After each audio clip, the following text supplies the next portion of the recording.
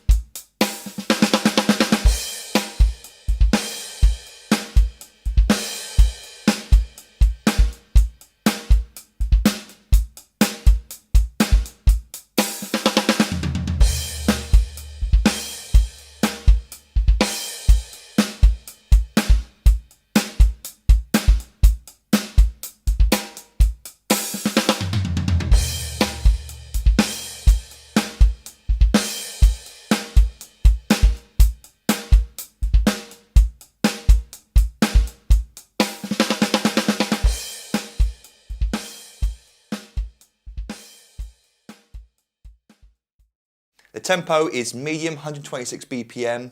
It's not really fast. The hi-hat is really just keeping eighth notes throughout the song. There's nothing really complicated going on with the right hand.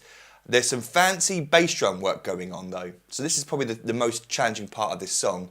There's bass drum placements in between hi-hats in weird places, and then we do get some double notes occurring later in the song as well.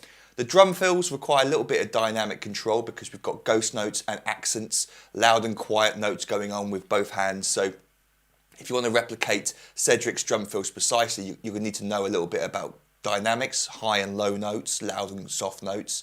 But I'll show you throughout the lesson simplified versions of the drum fills if you wanted to play it, or if you don't have the technique, then you can play the simpler version. So this lesson is really open for all drummers of all levels, but yeah, there are some fancy things going on in here.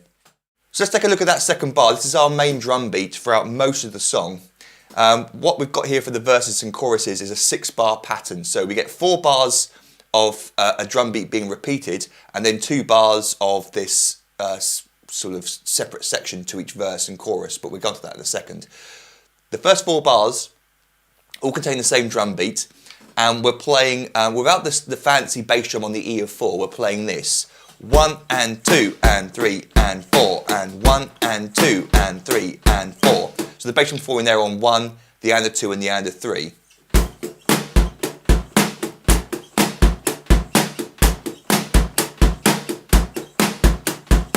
And for you beginners out there, that will be fine. If you want to play that drum beat throughout the entire song, then that's absolutely cool. That'll work for you. It won't be exactly the same, but you can get through the song with that.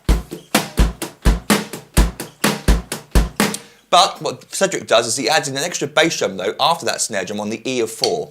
1 and 2 and 3 and 4 E and 1 and 2 and 3 and 4 E and 4 E and. Falling exactly in between the right hand on the E of 4. 1, 2 and 3 and 4 E and 1, 2 and 3 and 4 E and. So it gives like this little push effect after the snare drum.